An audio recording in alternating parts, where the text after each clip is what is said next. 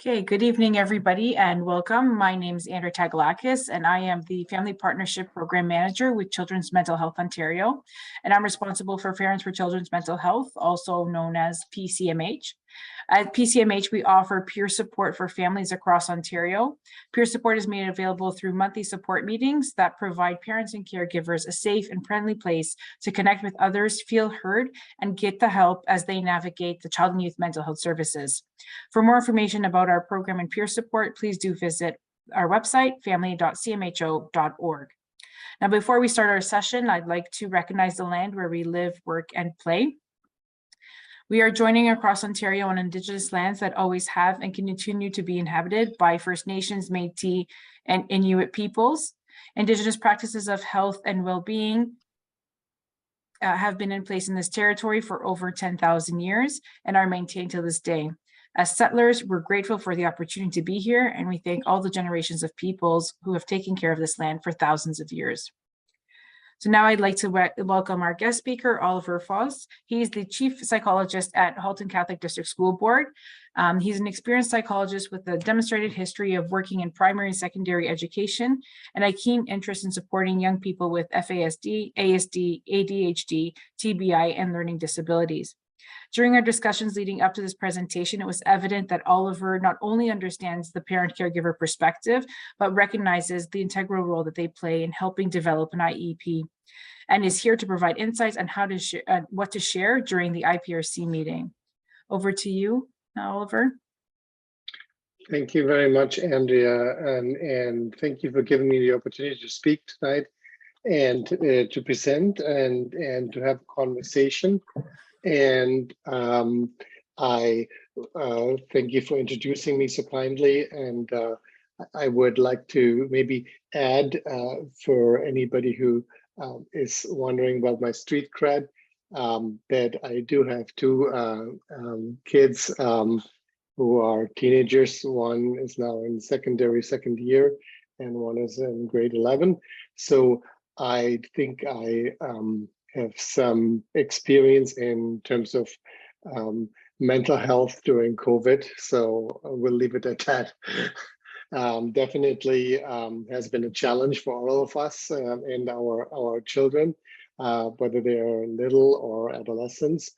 So I can appreciate the keen interest that parents are having in asking the questions: how can we support our children, and what can school boards do to support our children, not only in their learning and their academic needs, but also in their mental health needs in school. And I know that Andrea spoke about our focus being on post-secondary. So I will try to keep that in mind when we speak. I have a number of slides prepared, and not too many that I will so I would kind of jump from slide to slide, and I want to leave time for questions or discussions. So please use the chat function, and I think, Andrea, you will be able to monitor any questions or comments that are coming through, and I'm happy to stop at any point. I have it my presentation at fairly high level. I don't want to kind of overestimate or underestimate anybody's knowledge or level of expertise. So if I'm kind of wrong at a wrong level, please challenge me. If I don't know, I may have to say I'm going to come back to give you more information. I just have a little bit of a disclaimer, just so that we're not getting ourselves in trouble. I do not provide legal advice. I don't provide psychological support today. And I don't speak for Halton Catholic District School Board. If I reference anything from my school board, it's just by way of example. I do recognize that there's quite some differences between different school boards. That's the nature of the way that our system works, but I'm also going to speak a little bit about the context and kind of overarching strategies that I think it's worth for you to know. So when you speak to representatives from your school board, you can reference that there's province-wide strategies and in place that are supposed to be implemented at all boards. So with that, I welcome you, and I know we're going to speak about the IEP mostly and the IPRC process, but I want to give you some information about the context in which this occurs. And so I have some other information, but please stop me if you need some more information at any point in any of the pieces of information. I want to speak a little bit about School Mental Health Ontario. That's the framework and the agency that guides our support in mental health. And I know that there's also a connection to CMHO. And when you go on the website, School Mental Health Ontario is very interested in not only providing support for school staff and students themselves, but also to parents and caregivers. I will just mention a little bit, talk a bit about the tiered model of support, and then talk about special education and mental health, and go into the nitty-gritty of information sharing and communication, because it's, I think, probably the biggest interest that you have.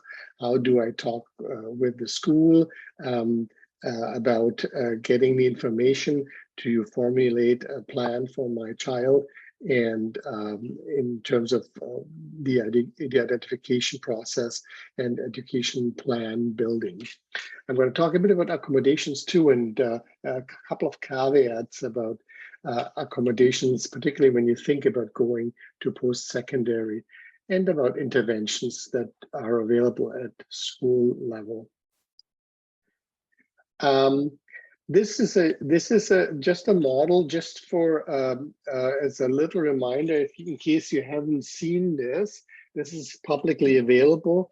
I have the link in there. This is the website of School Mental Health Ontario, and you should know that all school boards have mental health leads who are reporting back to School Mental Health Ontario, and we actually, as school boards, have to provide School Mental Health Ontario now every year with data in terms of how we use the money that we get from the ministry to support students with mental health.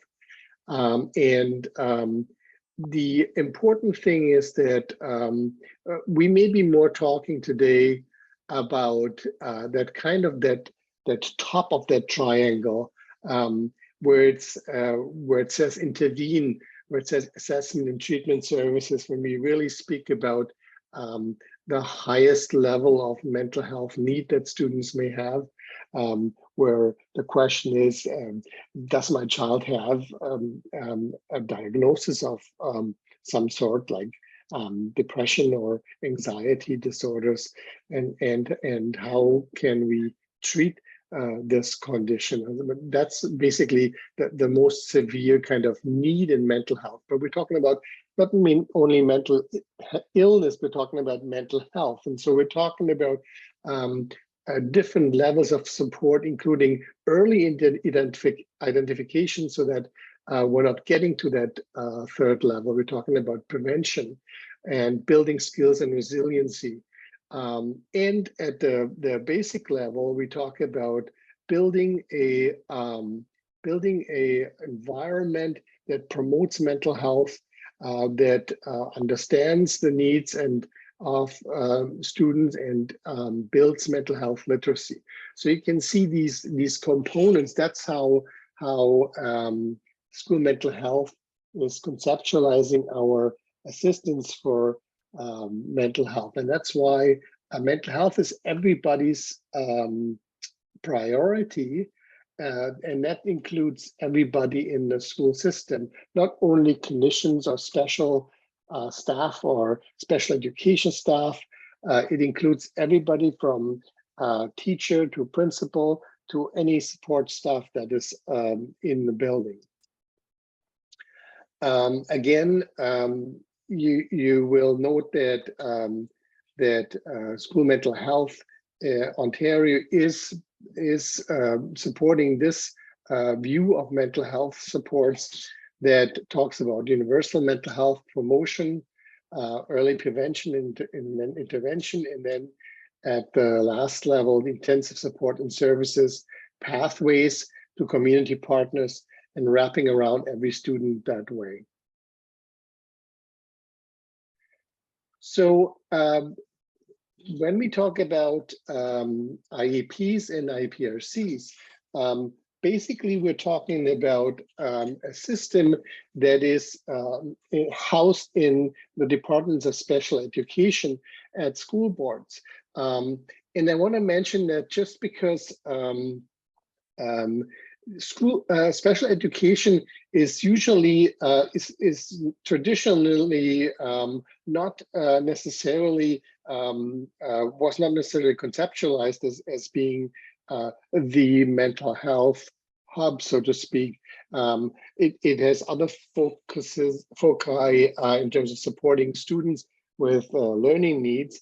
And for example, I want to mention that in some school boards, the superintendent of special education also has the portfolio of mental health nowadays, but there's also school boards where those are separate portfolios. So there's different departments for addressing special education and mental health needs of students. So what I want to talk about now quickly is, because we talked about special education, and we talked about the fact that when we talk about really serious mental health problems, we're talking about a process through the IPRC that I will talk about, that is about identification of an exceptionality. That's the language that the Education Act uses. And that's different than diagnosis, a clinical diagnosis. And so most of you may know this already, but I just want to point that out because it can get really confusing for you and anybody who's speaking with educators, because there's always those two different languages. There's the language of the support staff and clinicians that you may encounter in the community if you speak to your family physician, or you speak to a therapist or a psychologist or a social worker. Then there's the language of the educators that talk about identification. So the question is, who can diagnose serious mental health problems or mental health disorders? So if you are thinking of, my child has generalized anxiety disorder, or has ADHD, or other difficulties, that would be either a physician or a psychologist. And some family physicians are comfortable in helping you out. Some would recommend or transfer or to a pediatrician or to a child psychiatrist. And if you have children with mental health needs, you will probably know that it's really hard to find a psychiatrist in the GTA or anywhere, and that there's lots of long wait times, and then it's really hard to have a follow-up, which becomes particularly tricky if your child needs some kind of medication for their difficulties. It can be tricky to get appointments and follow-ups. And psychologists in Ontario are not covered by OHIP.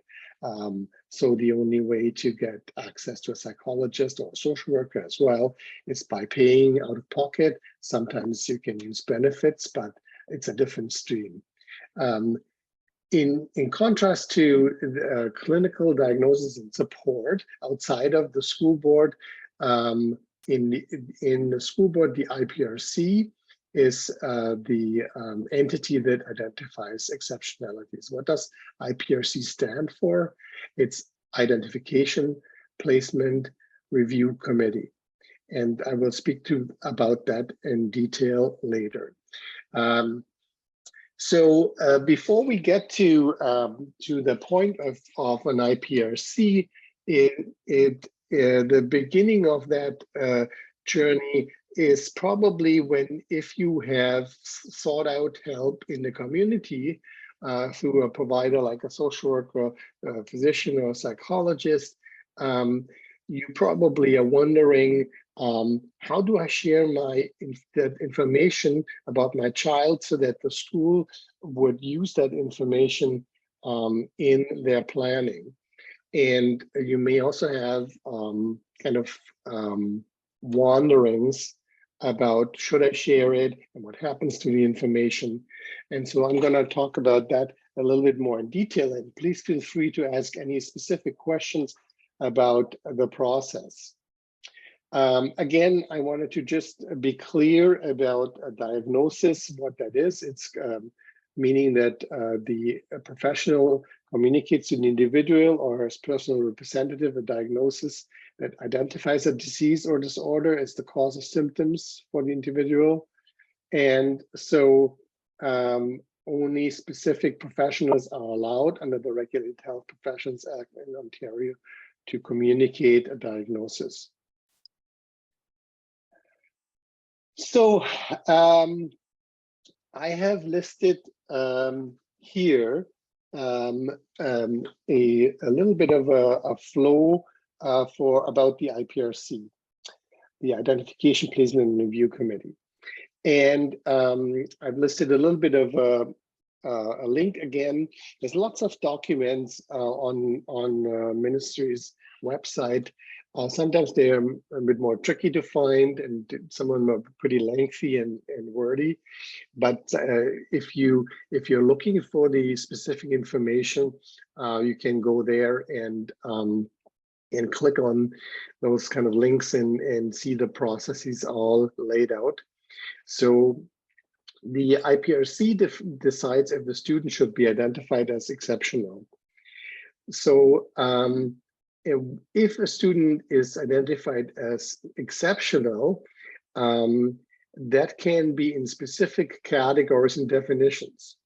So I will speak to those categories and definitions in a second. But what I want to say is that I've worked in education since basically 2000 in Ontario, since I come to Canada, the only one definition or exceptionality that has been changed in that whole time that I've been here in those 22 years is the category of learning disability. That has been recently been updated. And there's now again controversies about it, but that is the only definition that has been updated in all those years. And you will see when we look at the definitions, it's really difficult how to fit mental health needs into that system. It's kind of putting a square peg in a round hole, or the other way around. So the first piece of an IPRC is to identify the student's exceptionality. And then the second step is to decide an appropriate placement for the student. And I think I have the different options in another slide. Now, I should say that that in terms of mental health, there is different boards working together with different community providers have different options for real classrooms. So there are classrooms for students with mental health needs that are specifically designed to support students with mental health needs. That is basically like the most extreme version of placement. But usually when we talk about placement, it means this kind of support that is given to a student while they are partially in a different classroom, or they're in their regular classroom, and they get withdrawn for specific supports at certain times, or they have support in the classroom. So placement is another piece of the decision. And then this identification and placement by law has to be reviewed at least once each school year. There's a way of waiving that IPRC meeting, but this is the law. So as a parent, if your child is identified as an exceptional student, every year there can be an IPRC meeting to review the placement and the program and the identification, and it can be changed every time that IPRC occurs. You can also request an IPRC before the year's over. There's a certain kind of limit, 90 days within which you can ask for another IPRC, but there's other opportunities throughout the year that you can call an IPRC if there's a question of changing the identification or the placement.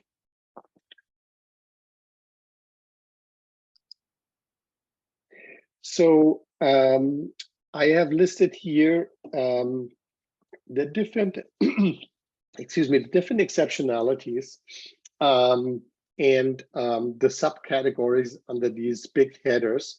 And I should mention that there's also another option, and it is multiple. A student can have different exceptionalities at the same time. Now there's some that kind of are mutually exclusive. So a student couldn't have a mild intellectual disability and at the same time be gifted.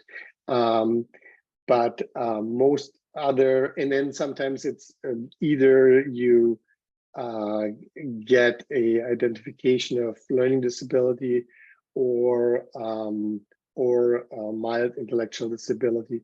Those would be some other mutually exclusive categories. But other than that, there's combinations possible of a student with multiple needs having several identifications. Now, you will know that in this grouping, there is no mental health category. It doesn't exist. So the question is, if we are looking for an identification, what do we pick? I will go to the next slide, and we will see. I'm just going to have to move here that bar so I can see. So the behavioral exceptionality is defined as a learning disorder characterized by specific behavior problems over such a period of time and to such a marked degree and of such a nature as to adversely affect educational performance, and that may be accompanied by one or more of the following: an inability to build or to maintain interpersonal relationships, excessive fears or anxieties, a tendency to compulsive reaction, or an inability to learn that cannot be traced to intellectual, sensory, or other health factors, or any combination thereof. So you can see that's a pretty, it has some aspects of reference to what we would consider a more relevant definition that has something to do with mental health, but it's by no means any modern definition of mental health difficulties. And moreover, what we always say is that to parents is the fact that it says behavior, it has that connotation of bad behavior. So it's kind of like there's a feeling of, oh, my child is identified under behavior that kind of sounds like my child is behaving badly, or could be interpreted like that. So it's really not a very good category. But the problem is that's the only one we have that's kind of anywhere close in the definition, because it's the other ones don't really capture mental health needs at all. So we are not the ministry, so we can't, the government, so we can't change that. So we try to work within this framework. So again, here I want to mention the options of placement, and because when you go to an IPRC with your school, sorry, I'm just going to drink a sip of water. When you go to an IPRC, placement is one of the important things that has to be discussed. Usually, so there's the first option is the regular class with indirect support. So the student is placed in the regular class, and the teacher receives the specialized consultative services. Apart from these placements, obviously a student could receive other services outside of the class time. So let's say that your child is seeing the social worker or any other mental health professional in the school, that wouldn't be captured by this class placement. That would be captured elsewhere in the IEP. We can talk about that. This is really more for learning needs. So let's say a student is requiring a reading program, then it would possibly like be a regular class with withdrawal assistance. So, and again, there's also special classes that are just outside of the regular classes. That's a different system. So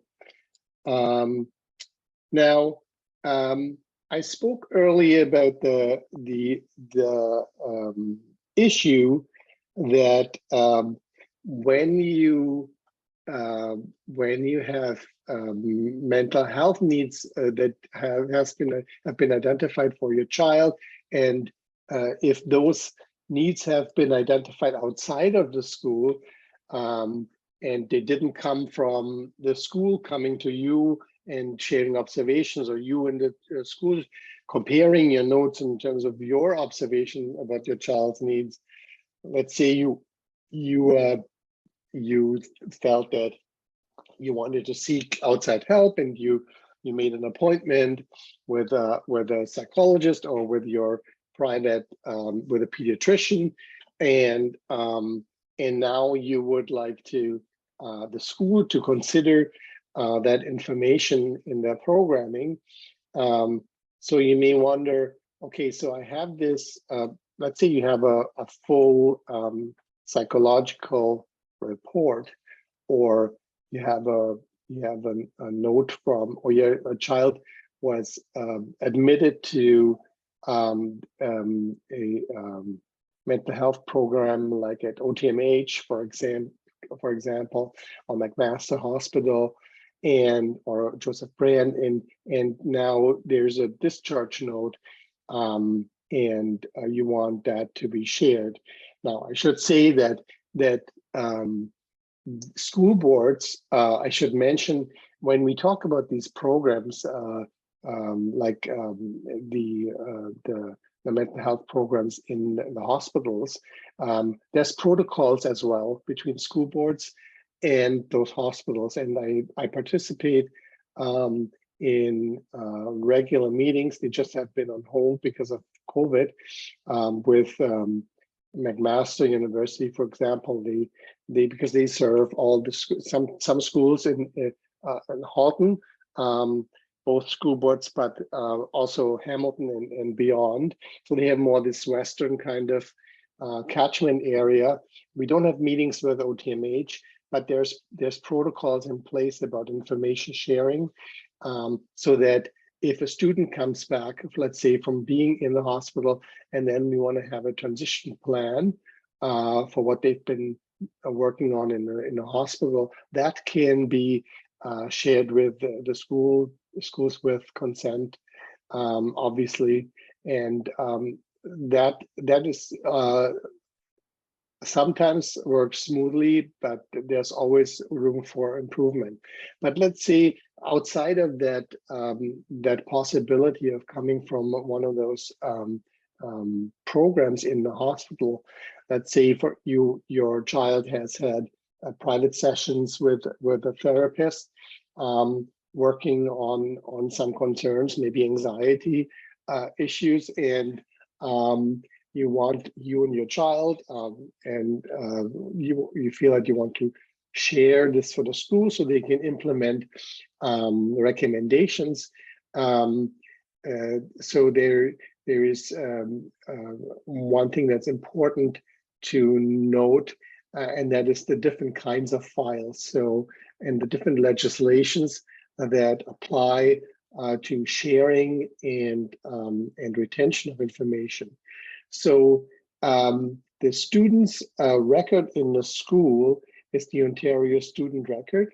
And that is basically the student's file that has all the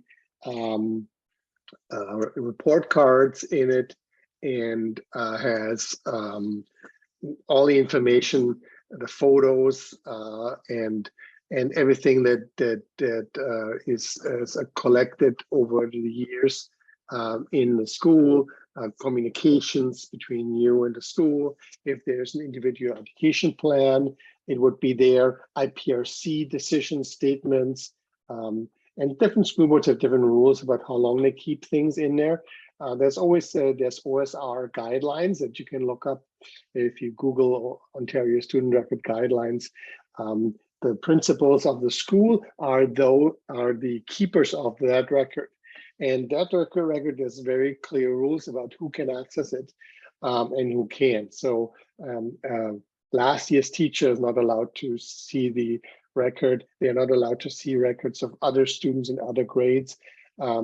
It's usually the principal and vice principal and the superintendent and the classroom teacher, and if the student has special education needs, special education teacher that can access that file. And if we, for example, speech, language, and psychology, when we come in to do assessments, we get consent from the parent to review the Ontario student record. And that Ontario student record has a documentation folder in which professional reports would be held. So for example, if a student had language delays and had, or speech delays early on and had support, that would be found in that record in the documentation folder. And there's rules about how long something is being kept. And as a parent, you can also request the removal of something from the Ontario student record. And then there's a kind of a decision tree. The principal has to decide whether he or she feels that information is relevant for the education of the child. And if they agree that it's no longer relevant, then they would remove that report. If they disagree with the parent, then it goes to the superintendent, and then if there's still a disagreement, then it goes to the ministry. So there's a pathway if there's a disagreement about that. But there's very strict rules about what can be in there. Whereas, for example, if my team is doing a psychological assessment on a child, we, with the permission of the parent, we give the report to the Ontario student record. Everything else that's in our file is not accessible to anybody outside the school board and inside the school board, except with the permission of the parent or student if older. So those are the different rules. So the Ontario student record is kept for a very long time, but the documentation in it is being destroyed 5 years after the student has left, has graduated from the school. So there is only the index card and something else left in there. There's not very little left after that time. Whereas a psychologist has to keep her or his records for at least to the 28th birthday of a child. So the professional files that private practitioners have to be kept much longer than what's in that Ontario student record. So you can always ask for clarification in terms of what's in you can also look at the Ontario student record, ask to see it. I'm just mentioning all these things just because you may be concerned, right? There may be lots of private information in a report that a practitioner has written. There may even be information about you, right? Because often when we do assessments, we look at the family history as well. So, but please talk to the private practitioner who's writing the report, talk to the school about what's in there and what's in the Ontario student record. So usually when you have one of those reports, you want to make sure that the right people look at the information and help to translate these recommendations into help for your child. So in my school board, for example, what happens is we ask the parent submits a report to the school. They then get a consent sign to send it to the appropriate staff. So if it's mental health related, it usually goes to psychology in our board, and we review the report and then make our recommendations to ensure that the schools are following a kind of a fair and equal kind of service and criteria for all students. And then we tell the special education resource teacher what the recommendation is. If there's a recommendation for identification or they need to have something explained. And then it goes to the principal in terms of identification if that's required. Or it could also be that, again, there's different ways of supporting a student's mental health. There could be a referral to internal supports like a child and youth counselor. Child and youth counselors are usually working on that tier 1, tier 2. They don't usually work in like a more clinical support.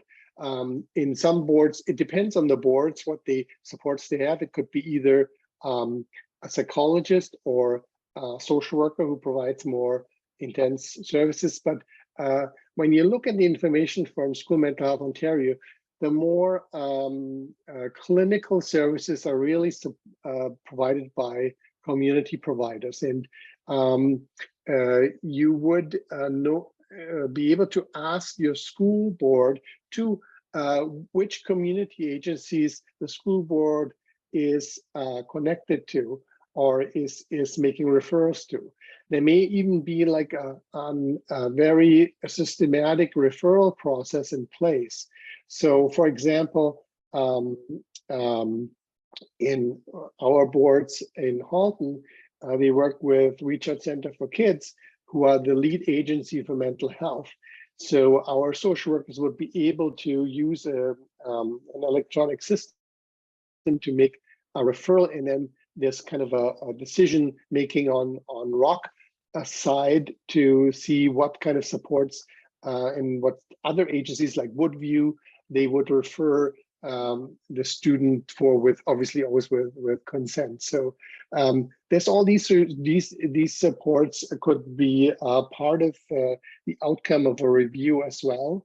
Always certainly with working with you, but it's good to kind of make sure that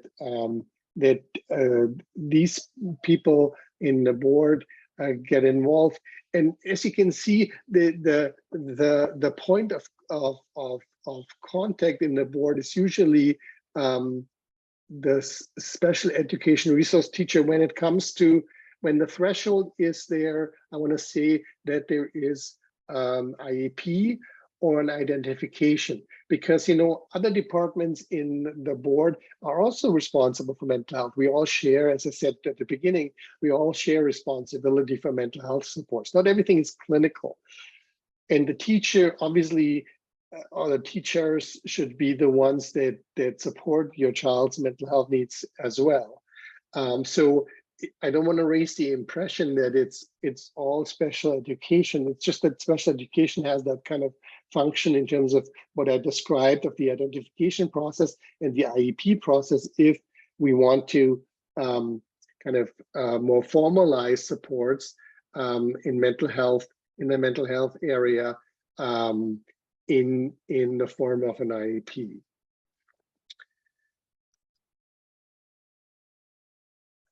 So I mentioned already that the part of the Ontario student record is the documentation file, and there's all kinds of things in there that you can read in the OSR guideline. But as I said, the statements of the IPRCs are in there, and then the IEP. So again, like the only way to, if you want to kind of formalize the mental health needs of a student, is through the IEP process or an identification, and other assessments would be housed there as well. So as I mentioned before, I wanted to just highlight again that there's other departments in school boards that also work to foster resilience and support students, including guidance and in Catholic boards, there's the chaplains that help from a spiritual and a faith perspective. So, and then one big thing that I also want to mention, and I would be remiss in not talking about this, is what's very, very critical and coming much more to the to be a very big focus right now is equity and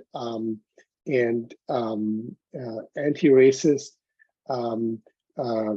supports in schools. So we, boards now have equity officers, and responding to racism and racial trauma is becoming a very big focus. So there is a big push also to provide supports from that perspective as well, because racism is present in Ontario schools, and we need to fight it and work to overcome racism. But we do also have students and parents who are affected by it, and who may then even be hesitant to seek mental health supports because, and that may be true for all parents, is always the question of the stigma of mental health, and whether labeling of an issue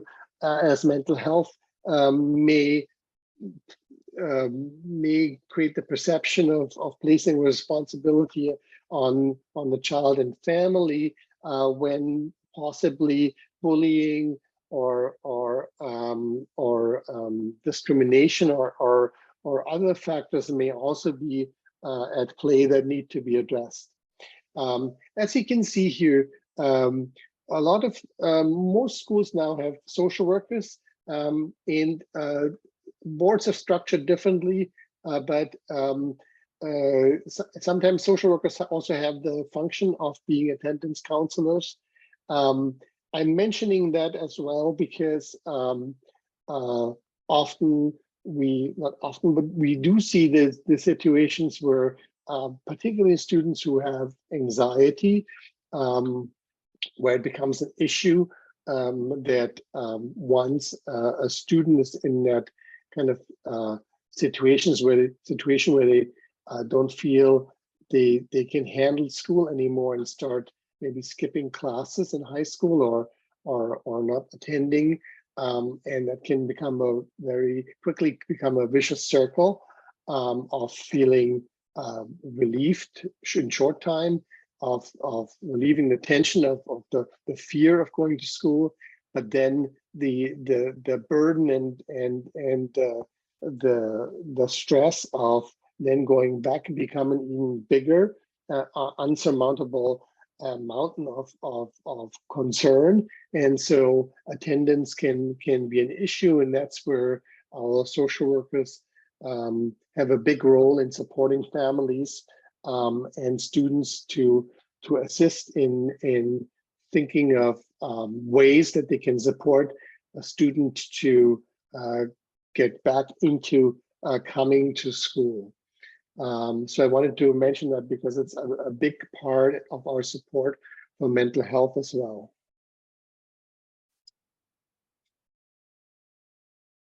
So the individual education plan. So as I said, it's really a tool for all these other exceptionalities as well. Primarily for learning needs, and there's a lot of different rules about how those plans are structured. And again, reports get filed in the OSR, and then will be relevant for the IEP, for building the IEP, and coming up with goals. Now, the tricky thing for thinking of how we can use the IEP as a tool for anxiety is that, as you can see by this is a bit of an older slide from the time when School Mental Health Ontario used to be a School Mental Health Assist. But I think similar models you can find everywhere, but it just speaks to that the fact that that on the surface with anxiety, as you know, we often see just behaviors that may not look like anxiety. When those behaviors are there, they get noticed, but there's a lot of other things that might not get noticed, and so particularly in high school, where there's different teachers involved in a different classes, and it changes every semester, and it was even worse with the quadmesters and COVID, and the online school was even worse than worse. So it's really difficult for the teacher to know that a child has anxiety because they may not see it easily. So it may be that there's executive functioning difficulties that are observed, and we may not see overt behaviors, but it may be the absence of behaviors, participation. It may be a question of submitting work on time, of showing up to classes, or leaving class, or needing to leave the class because the anxiety is too bad. So I'm mentioning this model also because some of this we can put in the IEP as an accommodation, an official accommodation. But another way to address it is to talk to the teacher, because I think the personal relationship with teachers is so crucial, because if the teacher understands what the reason is for a student having these difficulties, that may change their interpretation dramatically. And again, I know that from personal experience too, once a teacher knows, oh, this is what's going on. By the way, I should mention that that School Mental Health Ontario also provides education that's available for teachers. And there's also now a curriculum on mental health for high schools, different lessons that teachers can provide. We in Halton Catholic District School Board, I think I'm one of the first boards where we put it in the religion class. So all the students had opportunities to have mental health lessons from teachers. And the fact that they see that teachers are talking about mental health with them is so important. And I know it's not easy, because there may be teachers that a student doesn't like or have apprehensions and don't feel comfortable talking to, and that's where the IEP certainly is a good tool, where we can put those accommodations and needs in there. Now, I should say, when you look at the lists of needs and strengths in IEPs, it may differ from school board to school board, and there may not be a lot of different terms or concepts for mental health. Let's say, for example, our school board, because we're working a lot, the teachers work a lot with software systems where they build the IEP, where they have to put, they have to drop down menus and to make it easier. And there's only certain terms in terms of how to phrase a need. So how do we talk about anxiety?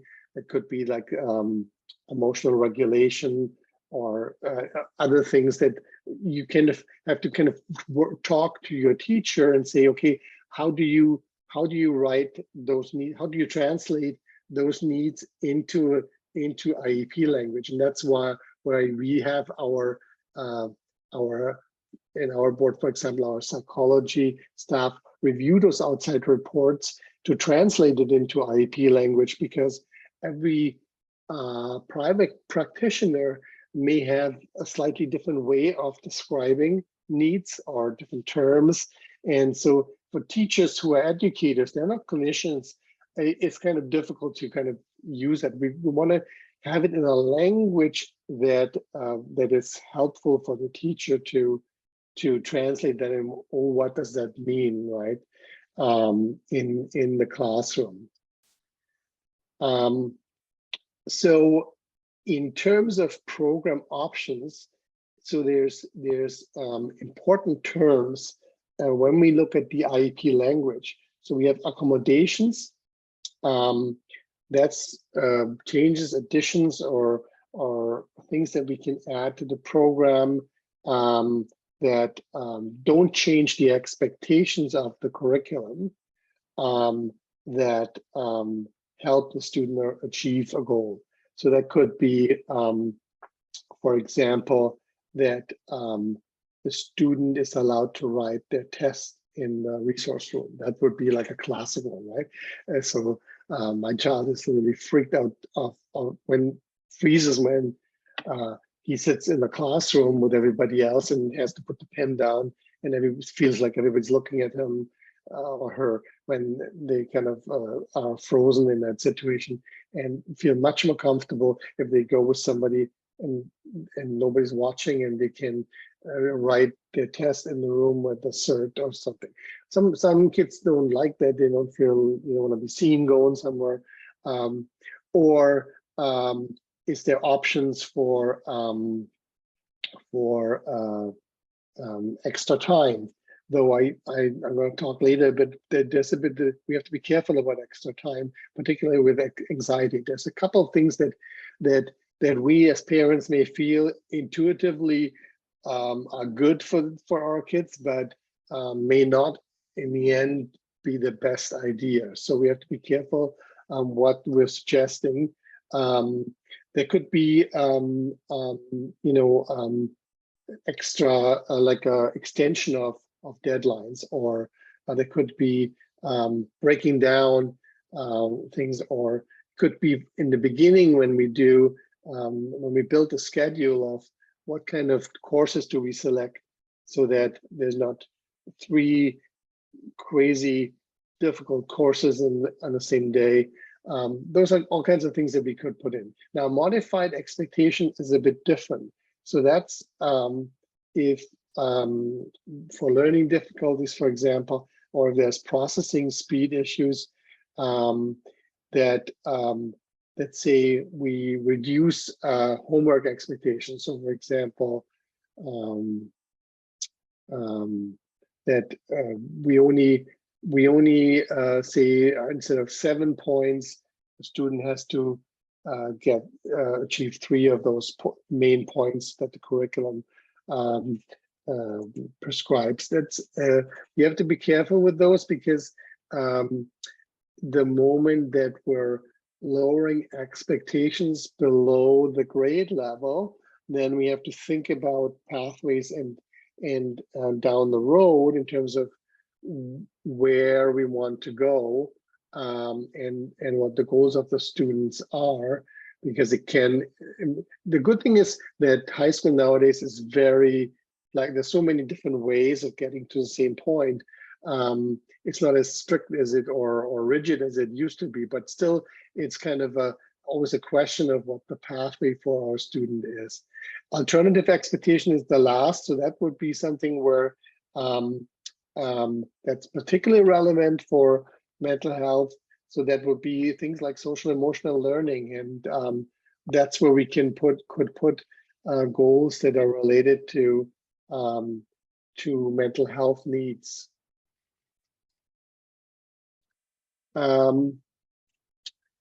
So when we talk about accommodations,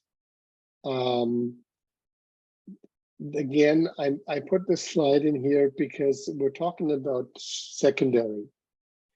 So when we talk about secondary, obviously as a parent, we have the view of how is this preparing my child to go to post-secondary. So we want our child to be able to regain their mental health or strengthen their mental health, to be able to be successful and successfully make that transition to post-secondary. Now, we also don't want to close doors. So that's the tricky thing. How do I help my child manage to survive high school in a healthy way without becoming really unwell, but at the same time not taking away skills that they may have acquired or achievements that they require in post-secondary.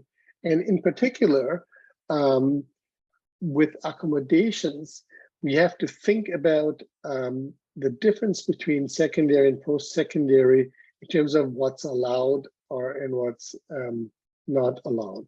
So I should mention one thing. I'm sorry, I don't know why I'm going backwards.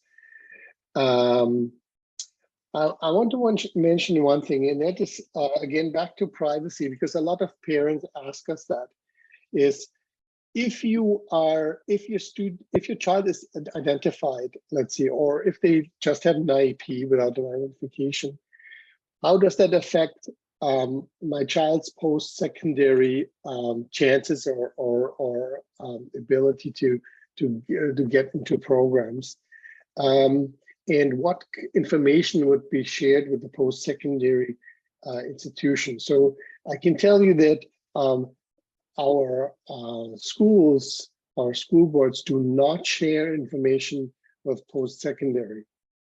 So what that means is that the fact that your child had an IEP or was identified will not show up in any documentation that the post-secondary institution would receive, and we wouldn't be allowed to share anything with them. So for a student then to advocate for themselves post-secondary, really it is important that you keep the documentation that you have accumulated through the IEP building and any supports that you've had in school through social worker or outside through agencies and doctor's notes and copies of the IEP and any professional reports. And then your child takes those as an adult or adolescent when they go to the post-secondary institution and goes to their disability department and self-identifies their needs. Now, I should say that there are sometimes limitations in terms of the age of the information, that some colleges and universities may say it has to be within 2 years. And if it's older, they don't accept it. So you always have to kind of find out what that requirement is. I can tell you that mainly for learning disabilities, but also for things like ADHD, there is an option. There is a team, a mobile assessment team through the assessment center at Queen's University, and that mobile assessment team goes throughout Ontario, and there's some funding options to bursaries where one can get an assessment for post-secondary. It's mainly related to learning disabilities, but also ADHD. But if you have any assessments or updated assessments, it would be helpful, like particularly when you talk to the pediatrician before your child turns adult, that they get some updated information. But it's always helpful, you know, when your child is turned 18 and they have let's say they have a diagnosis of in that area, that they get documentation at that point. So so that's shouldn't be a concern. Again, we're not allowed to share anything. Now, I should mention, in some of these slides, I took from information from article in the work of Dr. Harris, who's a psychologist at Queen's University and supports mental health needs and learning needs of students there, and does a lot of research in terms of post-secondary needs. It should be clear that post-secondary accommodations work differently. They are supposed to remove disability-related barriers, also functional impairment, and assist only those who have such barriers. So it's not to enhance performance or ensure success, but rather to allow otherwise qualified individuals to have the opportunity to participate equally. Whereas in high school, in school, we are really there to guarantee this, help to get the student the success and manage the curriculum. So it is really different. And I'm mentioning that too because there's also unfortunately tendencies, more so in the States, I think, but everywhere, of some people trying to get the same accommodations like students who really have those needs in terms of getting extra time and those kind of accommodations in secondary, and unfortunately that skews things somewhat. So again, we have to know that the kind of threshold is a bit higher in post-secondary, and they are very the professors there would be very keen to make sure that that any accommodations do not compromise the integrity of the academic task.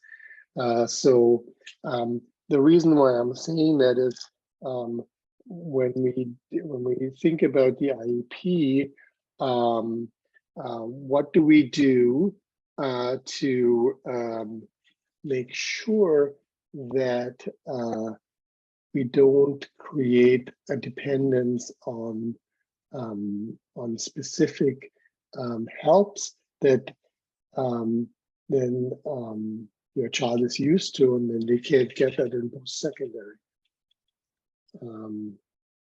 So let's take the example of anxiety.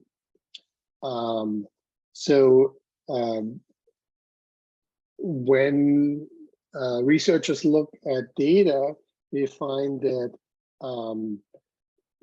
a lot of kids with anxiety, they may feel they need extra time, or they may feel they're slow, or they have memory problems, but it's more subjective feeling, and they don't really have that impairment. So we shouldn't make them feel like their brain is not functioning well, but rather we should focus on work on those self-perceptions and those automatic thoughts. And those are the kind of things that we kind of need to support them with. And that's why I think it's so important that that our children have access to evidence-based interventions like CBT, cognitive behavioral therapy, that those self-depreciation, automatic thoughts, and those avoidance behaviors, that we can address those, and we can get our child ready to feel comfortable in facing those challenges in high school and the requirements if they go to a more academic post-secondary route, or if they go to any other post-secondary education as well. So we want to get our children to be overcoming those mental health difficulties. So when you think of the IEP, what we want to do is we want to put in some information that we make sure that your child doesn't have to tell their story every time, although it's always good to have a connection with the teacher. And when we do support our students in high school, we actually have classes where we teach students to look at their own IEP and to say, okay, these are my needs. And so when I go into a classroom, I can say to the teacher, can we break this down? Can I give you part 1 in 2 days and part 2 in 4 days? Or I need to listen to this on my computer, or I need to use my my device, or I need to be in a quiet space to do this test, because we can have accommodations for learning. We can have accommodations for test situations as well. So that can be all broken down in the IEP as well. And so that way, when we have an IEP, that creates the accountability for each teacher that your child has, that they have to read this IEP.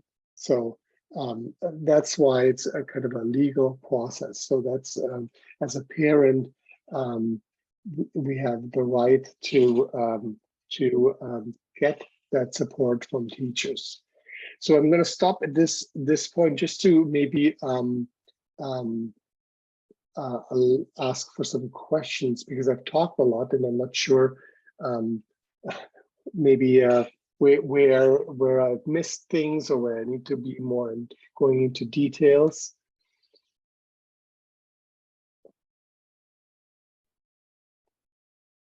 That was a lot of information, but it's such great information. Thank you so much, Oliver, for even making that connection between secondary and post-secondary. Some really good points there. If anybody has any questions, please feel free just to unmute yourself, or you can even write it in the chat. Maybe Catherine has a question. No question, but I'm, having this summarized in this way has been so helpful. So I thank you very much for doing that for us. I knew some of the information, but to have it, put together in this way was extremely helpful. Thank you.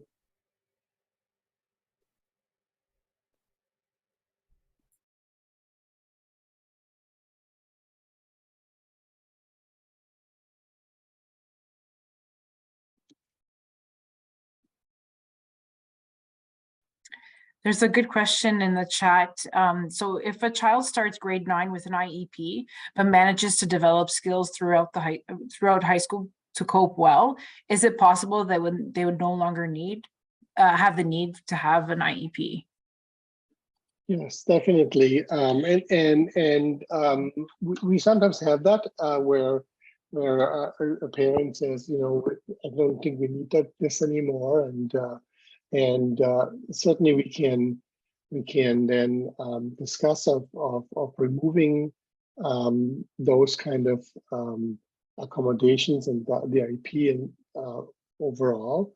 I think it's usually it is the students who tell us that they don't need something. The only thing that I would say is having a good conversation with the child or the adolescent in terms of, because particularly when we're talking about mental health needs, is it that you don't need this because you really don't need it anymore, and you've managed to develop strategies, or you feel comfortable, or maybe you're having ADHD medication and you're suddenly you're more organized and you've learned some strategies and all that, and you don't need it. Or is it that the student doesn't want it because they feel like they're singled out, or they don't want to appear different? Then I would maybe think about, okay, how can we make our support more stealth, more kind of invisible, or more agreeable with the needs of the student? But definitely, no, it's not like a lifelong kind of thing, and that's why I mentioned in particularly that process, right? That we can even remove information from the file if it's no longer relevant. Like, let's say a child was going through a difficult time because they had a loss in the family, or a separation or something, and had really had a hard time and had symptoms or difficulties, and got an IEP or got an identification, and then got some help, and now has grown into a well-adjusted adolescent, and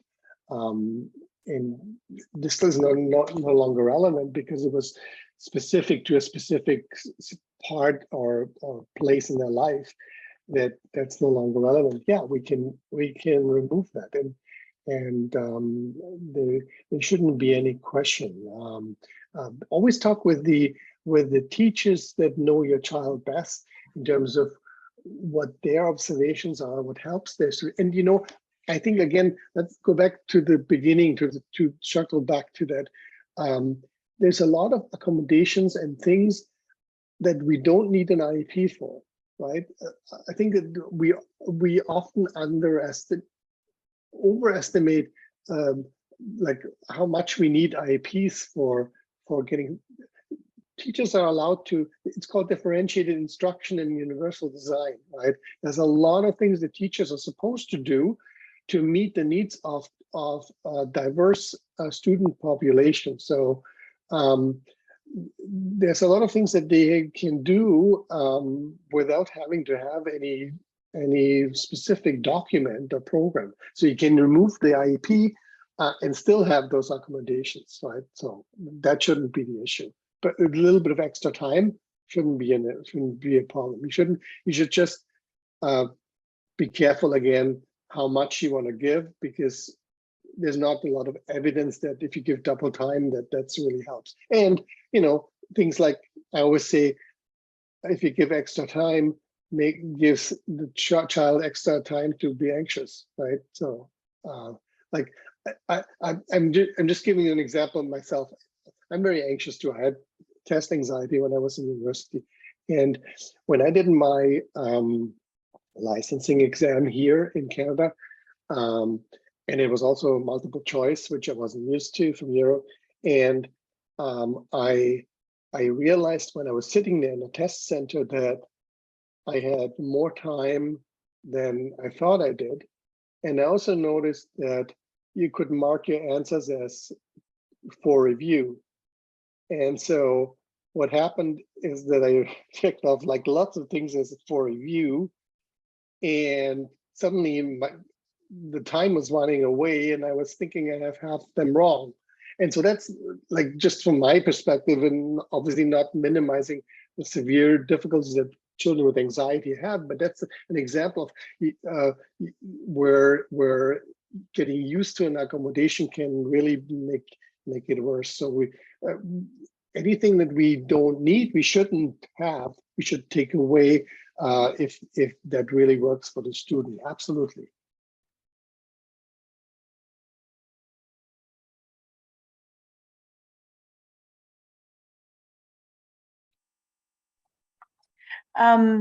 If there's any other questions, please feel free to jot them down. Maybe, Oliver, I can ask you one just from what I've heard from parents, Yeah. Without putting you on the spot. But one challenge sometimes is having the student repeat or remind the teacher about the accommodations or what's in their IEP, even if it's a supply teacher. Like, how do you go about those? It becomes very frustrating for the student to keep telling the teacher like what, or explaining to the teacher why they need something, or even particularly if it's a supply teacher, like they might not realize that the child has an IEP. Most likely they won't. And then how to go about that way.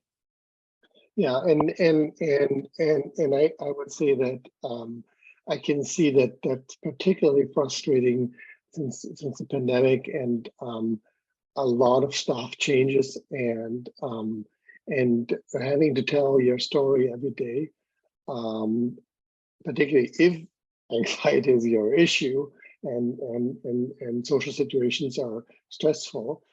Absolutely, that shouldn't be the case. And I think, if there seems to be a systematic issue that that's a problem, I think that, as a parent, I would say, and from the school board's perspective too, is asking for a meeting. I think is fair, and the school board should be responsive to that, and just sit down and with the people who are kind of managing that program, who can then make sure that everybody who's on that team or knows what they're expected to do. If talking to the vice principal, talking to the principal, talking to the CERT. If there's an IEP or there's an identification, particularly if there's an identification, but also if it's just if there's an IEP, there's a legal responsibility on the side of the board to follow that IEP. So I'm not trying to. It's not good to antagonize. That's always is not helpful. But at the same time, it's important for the parent to speak up on the student, and if it's getting to a frustrating point, then we can have a conversation about communication, how that's being done, there's nothing wrong with that, right? And in the spirit of collaboration, and again, like relationship building, it doesn't solve the problem that, sometimes in the last little while, and depending on where you are, there were sometimes difficult situations with lots of supplies and that kind of thing. But putting things in place to make sure that the supplies know about needs without the student having to tell that, there's a way to do that. Thank you.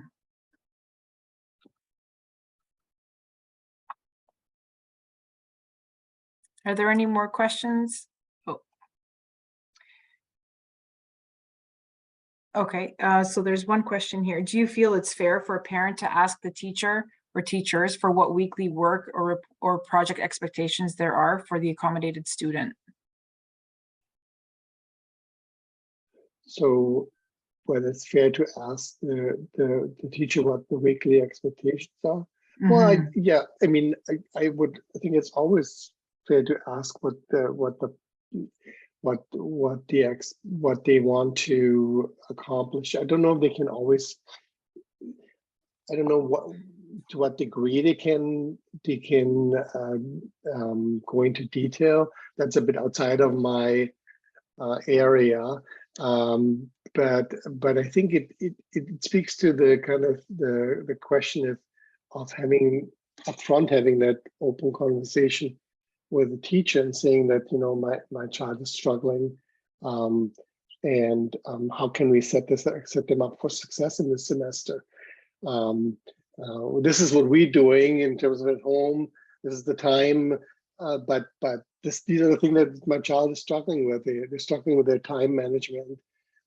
They get overwhelmed, and sometimes they have days where they can't do anything because they're not there. They're not in that headspace. And maybe they have other things and they go for treatment and whatever, and explaining that and saying, how can you give us the information ahead of time so that we have that extra space, that we have that buffer? How can we set that up together, right? And I think that's fair. Yeah, I guess I was asking in terms of, not wanting to overwhelm the instructor or the teacher, but still being able to help my child within that, the IEP, the terms of the IEP, because I think that many teachers do struggle that I have seen with understanding that, from day to day, things can change for a child that needs to be accommodated, that has learning and cognitive disabilities, or is neurodivergent. So I sometimes I feel like asking the teacher for what's going on, for perhaps what's happening in a particular curriculum, becomes a problem, even though there is an IEP there. And so I was just wondering if you had any thoughts. I know it's a little bit off topic, but. Yeah, I think that,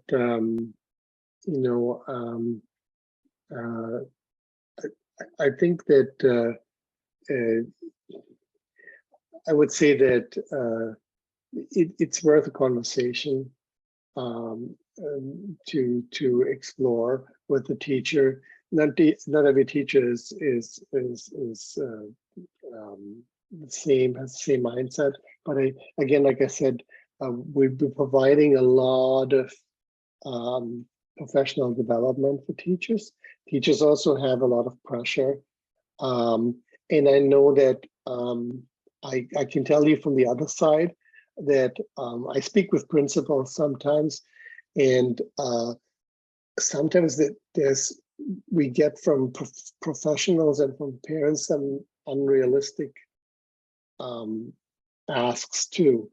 Like say, oh, use only the first test and then don't require any more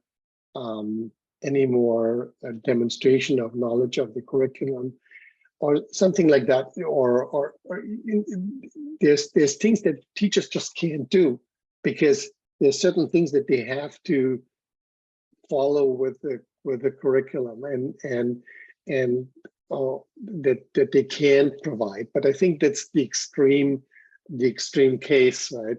So I think that sometimes teachers may have those kind of experiences and they get the backup. But I think that like when I listen how you kind of present this, it's totally reasonable to have that conversation and say, okay, how can we do this with you following what your requirements are, but at the same time giving maximum flexibility for my child so that it works for them, right? So yeah, that it's always a dialogue, and I know it's a lot of work, particularly because like every semester you may have to talk to a new teacher, and that's a lot of work. On the other hand, the teachers also face a totally new population of students every semester. So I think that, but I think that as we're going through a period of where mental health is really becoming a big focus in our schools, is we learn together how we can kind of manage this, right? So I think the stigma goes away by talking about it and being transparent, and I think we're with that big support that we have through School Mental Health Ontario and those requirements of us to learn together, and also the big push this year is for our board is student agency and student self-advocacy, and the role of the students in mental health, creating their own mental health leadership teams in every school, them being at the forefront, not just us doing something to them. I think that will help too in high schools, that students have a say. So I'm very optimistic that it becomes a more natural and process for us to openly have those conversations. Thank you. Thank you so much, Oliver. This was fantastic, really, really informative. Thank you for everybody for joining. There will be an evaluation sent to your emails sometime tomorrow. But thank you very much for joining, and have a good evening. Bye-bye. Thank you.